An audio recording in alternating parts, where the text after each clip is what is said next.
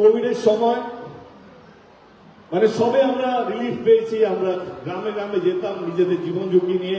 আপনারা অনেক এসছেন, ওই সময় কি হবে কি হবে না। দিদি তখন কথা দিয়েছিল যদি আমরা সরকারে ফিরে আসি তাহলে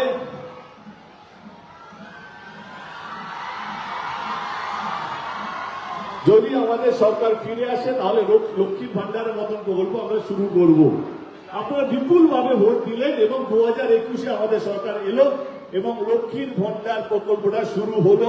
এই প্রকল্পটা একমাত্র বাংলায় আছে, ভারতবর্ষে সেই সময় ছিল না, কিন্তু 2021-এর পর অন্যান্য রাজ্যে এই প্রকল্পটার নাম বদলে বিজেপি সরকার তাদের রাজ্যে শুরু করেছে।